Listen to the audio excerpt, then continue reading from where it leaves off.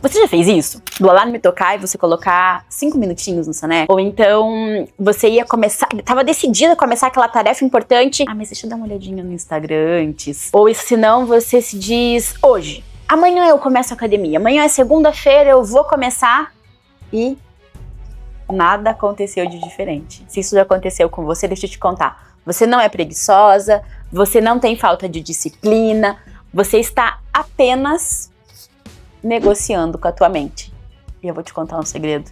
Ela está ganhando todas e vai continuar ganhando. E hoje eu vou te mostrar por que é que a sua mente é a melhor advogada do mundo. Se um dia você precisar de uma advogada, a tua mente é a melhor delas. E como é que você pode fazer para parar de deixar ela ganhar com os argumentos que estão destruindo o teu processo. Eu me chamo Stephanie Roen e aqui nesse cantinho eu tenho dividido sobre autoconhecimento, inteligência emocional e tudo que tem realmente transformado a minha vida nos últimos anos. Eu aprendi isso da forma mais difícil. Durante anos, eu negociei com a minha mente sobre tudo, gente, tudo. O horário de dormir, o que eu comia, o trabalho que eu adiava, a lista de pendências que crescia, mesmo eu estando sempre muito ocupada. Obviamente, né, toda vez existia uma ótima justificativa, lógica, racional, convincente, né, que você se diz, não, eu não tô me inventando uma desculpinha. Até o dia que eu entendi que não era fraqueza de caráter, era neurociência pura e era o jeito que o teu cérebro, o meu cérebro funciona. E quando eu parei de negociar com a minha mente o tempo todo, a minha vida fez um boom. Foi assim, impressionante tudo que eu tenho visto e tenho colhido desde que eu comecei a buscar, a estudar neurociência e autoconhecimento. Eu vou te explicar aqui agora, né, em uma linguagem simples, sem aquele monte de jargão, o que é que a neurociência realmente explica em relação ao nosso cérebro. O nosso cérebro ele tem uma missão principal. E essa missão principal, eu vou te contar, que não é te fazer evoluir. O nosso cérebro ele não tá aqui com o papel de nos fazer evoluir. Não é para te fazer alcançar sonhos ou os objetivos e as metas que você tem. É para te manter viva. É para conservar a energia. É para te proteger do desconforto. É para te deixar segura na tua zona de conforto. Então, quando você decide fazer algo que exige esforço, por exemplo, seja ir para academia, começar um novo projeto, sair da cama mais cedo, o teu sistema límbico, ele entra em ação, que é o sistema de sobrevivência. E ele percebe o desconforto como uma ameaça. Aí que entra um mecanismo mais sofisticado que o nosso cérebro tem, que é o viés da racionalização. O córtex pré-frontal, ele é responsável pelo raciocínio, pela nossa capacidade de raciocinar. Ele começa a criar justificativas para que o teu sistema de defesa decida que ele não quer fazer, né? Então, a decisão de não fazer, ela já foi tomada e você só nem entendeu ainda. O argumento, ele vem depois para parecer racional, para parecer que é uma decisão que tem sentido. Você não está sendo lógica quando você negocia com o teu cérebro. Você está sendo enganada pelo teu próprio cérebro, que já decidiu pela segurança, que está criando uma narrativa para justificar essa escolha. Porque no final das contas, ele quer te manter protegida. Porque é que essa negociação é tão difícil de perceber. O problema é que normalmente essas justificativas que o nosso cérebro nos conta, elas são muito razoáveis. Elas não partem lá, ah não, hoje eu não vou pra academia porque eu vou pra lua. Não. Elas vêm do, eu tô muito cansada, que parece com cuidado, ou não é o momento certo, que parece com maturidade, ou preciso me preparar melhor, que parece responsabilidade. Mas todas essas formas são o teu cérebro apenas tentando te convencer a permanecer aonde você tá, onde é seguro, onde ele conhece, onde é previsível, onde não tem risco de falhar. Então, o seu cérebro, ele não é seu inimigo, mas definitivamente ele não é o coach da sua vida, tá? Então, aqui, o que é que a gente tem que tomar muito cuidado? E eu vou trazer um exemplo concreto para vocês, né, sobre isso. Eu identifiquei 3 tipos de negociação que a gente faz de uma forma muito clara. E que aposto que você vai se reconhecer em pelo menos um deles. O primeiro tipo é a negociação do timing, do tempo certo. Então, essa é a mais comum, eu acho. Que é quando você sabe que você precisa fazer uma coisa, mas você negocia o momento. Vou começar a segunda. Vou começar depois do feriado. Vou começar quando as crianças voltarem da escola. Vou começar quando eu tiver com mais dinheiro. O problema desse tempo certo é que o momento perfeito não existe. O que existe é o momento que você decidiu que chegou. Aquele momento que você decidiu, agora eu vou fazer. Então você vai e faz. O timing ideal é você quem cria. não é o que você espera. O tipo 2 é a negociação da intensidade. Stephanie, como assim negociação da intensidade? Aqui você não se questiona o que você vai fazer. Você sabe o que você tem que fazer e você não se questiona o que você vai fazer. Você questiona o quanto você vai fazer. Hoje eu faço metade, vou fazer só essa parte, já é melhor do que nada. E às vezes, a flexibilidade, ela é saudável, óbvio que sim, porque você fazer um pouco é muito melhor do que você não fazer nada. Mas muitas vezes a gente começa a flexibilizar demais, entendeu? E isso vira um padrão. E o padrão é que o teu cérebro ele vai cada vez flexibilizando mais e reduzindo pouco a pouco e reduzindo até que seja tão pequeno que ele já nem tem mais confiança que você vai fazer. Existe uma diferença entre você ajustar a meta e sabotar silenciosamente o teu padrão, que é o depois eu faço, depois eu continuo, depois eu faço um pouquinho mais amanhã. Hoje eu não fiz, então amanhã eu corrijo isso que eu não fiz hoje. Então, aqui é o tipo 2, que é o quanto. E o tipo 3 é a negociação da identidade. E, gente, eu juro pra vocês que isso foi assim, pra mim era o que mais pegava. E eu acho que é o mais perigoso, porque é quando você negocia quem você é. Que é, não sou uma pessoa que gosta de ir pra academia, sempre fui assim, na minha família nunca ninguém gostou. Talvez nem seja o meu caminho, talvez nem seja o que eu precise agora. Vou fazer um parênteses aqui. É aquele quando você se diz, por exemplo, você acha que ter prosperidade financeira, que é algo muito comum, né, da gente ver hoje, as pessoas se dizendo não é pra mim. Eu já tô um pouco melhor do que da família onde eu vim. Ter mais do que isso não é pra mim. Eu vim de uma família pobre e isso é o que eu sou. Isso é a questão da identidade. Quando você negocia a sua identidade, você não tá evitando só uma tarefa. Você tá construindo uma história sobre você mesma que justifica parar de uma vez, não fazer. Crenças limitantes são circuitos neurais, pra você pensar assim, como um circuito de eletricidade. Então, as nossas crenças neurais são circuitos que vão se repetindo e que quanto mais elas se fortalecem a cada vez que elas se repetem.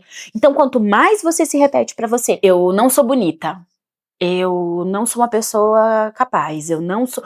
Quanto mais você repete, mais essa crença, mais esse caminho neural toma força. Então, mais aquilo vai fazer parte de quem você realmente acredita que você é. O que você diz sobre você mesma, o teu cérebro vai entender como sendo totalmente verdade. Ele não vai olhar pra você e dizer, ah, não, eu não acredito, não, que você, na verdade, não seja capaz. Você é capaz, sim. Aqui, eu quero contar pra vocês de quando eu tive eu sempre tento, né, trazer coisas da minha própria vida. Em 2021, eu tive um burnout. E eu lembro até hoje, assim, eu tava dentro da banheira de casa tomando banho. Eu ia viajar. Eu tinha uma viagem horas depois, assim, era umas 5:30 da manhã, eu tinha que pegar o trem umas 7 horas. E eu tomei meu banho, e na hora de eu sair de dentro da banheira, eu não consegui. Eu não consegui. Eu olhava que eu tinha que levantar a minha perna pra sair dali de dentro, e eu não conseguia. Aí eu chamei o Bruno e falei pra ele, falei assim, eu não consigo sair da banheira. Ele falou, você se machucou? Eu falei, não, eu não consigo sair da banheira. E eu lembro que o Bruno veio, pegou uma toalha, me embrulhou na toalha. Eu já tinha desligado o chuveiro, ele veio, me ajudou a sair da banheira e me colocou sentada na cadeira do escritório. E ali, gente, eu fiquei assim, acho que, sem brincadeira, umas 2 horas. Chorando, mas chorando de um jeito que parecia que a minha vida ia acabar. Como é que eu ia sair daquilo dali? Porque eu não conseguia nem entender o que estava acontecendo. Sabe o que é o mais revelador disso? É que meses antes, o meu corpo já tinha dado sinais. Já tinha ido no médico. O médico já tinha pedido para eu me afastar. E eu falei, não.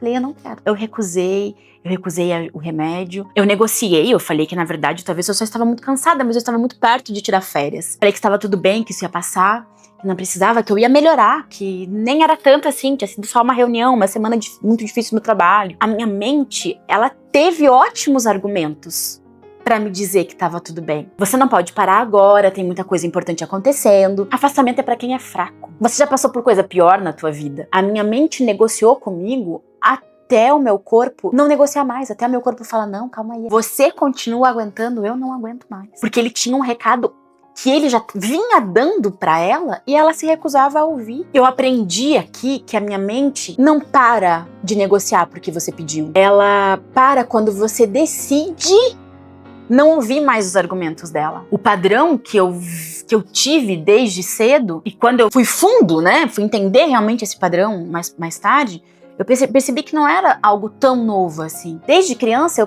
eu aprendi que eu precisava fazer para existir.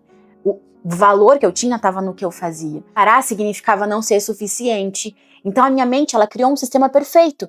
Ela sempre tinha uma justificativa para continuar, para não parar, para não sentir, para negociar. Porque negociar com a minha mente não era fraqueza, era o sistema que eu havia construído para sobreviver. Era o que eu sabia fazer para sobreviver, para me preservar. O problema não era a negociação, era não perceber, na verdade, o que estava acontecendo por causa dessa negociação. O que é que estava acontecendo, o quanto o meu corpo estava se colocando, a minha vida estava se colocando em risco, porque eu estava negociando com a minha mente. O que foi que funcionou? Depois de anos, né, estudando essa parte de comportamento humano e passando esse processo que eu passei na minha própria vida. Eu aprendi que existem algumas coisas, aqui eu vou citar 3, que realmente mudam o jogo. Pra mim, a primeira delas é: reconheça o argumento antes da negociação. A negociação, ela começa quando você responde ao argumento como se ele fosse verdadeiro. A solução é você você dar nome pra esse argumento. Então, quando o argumento surgir, eu tô cansada demais hoje, antes de você simplesmente aceitar ou recusar, se pergunte: esse argumento é do meu propósito ou é do meu desconforto? Esse argumento é a verdade real ou é a minha mente tentando me proteger? Você não precisa combater o argumento, você precisa reconhecer de onde ele vem, porque tentar combater vai te demandar muita energia também. Então aqui, o número 2 é: crie a regra antes, não na hora. A negociação, ela tem mais poder quando acontece no momento de cansaço, por exemplo. No momento de cansaço, de fome, de estresse. A solução é você criar uma regra antes, quando você tá lúcida. Não de decidir na hora do que a coisa tá acontecendo. Se você decidiu que você vai acordar às 6 horas da manhã, essa decisão foi tomada na noite anterior com clareza. De manhã, quando o alarme tocar, não existe mais a decisão para ser tomada, é só uma execução. Então, por exemplo, se a tua mente vai automático ligar os 5 minutos do soneca, deixa o teu celular longe. Porque regra criada com clareza é mais forte do que argumento criado com cansaço. Se você já sabe que você vai, a tua mente, a primeira coisa que ela sabe, porque é o padrão que ela já conhece, é ligar o soneca, celular longe. A gente nem deveria dormir com o celular perto mesmo, mas celular longe, de uma forma que você precise levantar, se colocar em movimento, porque isso tira o teu cérebro e o teu corpo do modo eu estou apenas reagindo. E o número 3 é reduzir o atrito, não a meta, o atrito. A negociação, ela existe porque o nosso cérebro percebe o esforço como algo grande demais. A solução é o quê? É você tornar aquilo fácil, mas fácil de um jeito pequeno que a tua mente não consiga mais criar um argumento. Em vez de eu vou pra academia, você vai levantar e você vai colocar o seu tênis. Você vai falar assim: não, agora eu vou colocar o meu tênis. Porque o colocar o tênis é a primeira coisa. O próximo passo vai ser ir pra academia. Tudo bem, você pegar a chave do carro, deixe tudo sempre fácil. Tudo propício no teu ambiente para que aquilo aconteça. Você vai pra academia? Então ótimo. A roupa já fica ali separada, junto com o tênis, a chave do carro, a chave de casa, tudo do lado. Eu muitas vezes deixo tudo do lado da porta de casa, pra poder realmente não discutir com a minha mente de manhã, porque de manhã eu acabei de acordar, ela vai, já ganha de mim durante o dia, não vai de manhã então. Então, é você deixar esse teu ambiente mais propício possível para aquilo que você quer fazer. O começo pequeno não negocia com a mente, ele a contorna. A tua mente não vai mais ver aquilo como um risco, enquanto isso o teu objetivo tá, dando um balão nela. Se isso fez sentido pra você, eu quero te dizer que a sua mente, ela não é sua inimiga. Ela tá fazendo exatamente o que ela foi programada pra fazer. Ela tá cumprindo o papel dela. Quer te proteger do desconforto, quer conservar a tua energia, manter o que é previsível, te manter segura. Mas o problema é que o que te protege muito hoje, muitas vezes te impede de crescer amanhã. Eu não parei de negociar tudo de uma vez, eu ainda tenho que parar e ver quais são as negociações que a minha mente está fazendo. Hoje ela faz negociações novas que não eram as mesmas de 5 anos, mas ela ainda tem todos os dias um argumento. Ou que é bom demais, ou que é cedo demais. E tá tudo bem. O objetivo não é eliminar essa negociação, é perceber quando ela tá acontecendo e decidir conscientemente se eu vou ceder ou não. Porque isso vai continuar acontecendo, teu cérebro vai continuar tentando te proteger. Porque quando você percebe tudo isso, né, de maneira consciente, Você tem escolha. E quando você percebe, a mente não escolhe mais por você. É você quem tá escolhendo a vida que você quer levar. E ela não vai mais te levar pelo caminho seguro, você vai agora levar ela, talvez não pelo caminho seguro, mas pelo caminho que te leva mais longe. Se você se identificou com algum desses tipos de negociação, me conta nos comentários qual é o padrão mais frequente pra você. Me conta nos comentários hoje o que a tua mente mais negocia. E a gente se vê por aqui no próximo vídeo. Eu te mando um beijinho cheio de carinho. E se você quer acompanhar como eu tenho trabalhado tudo isso na minha mente, por isso que o Desafio Amar tá aqui também. Vou deixar pra vocês, vai ter um vídeo aqui no final, pra vocês entenderem o que é um pouquinho o Desafio Amar, que pra mim foi um jeito de contornar a minha mente. Até a próxima!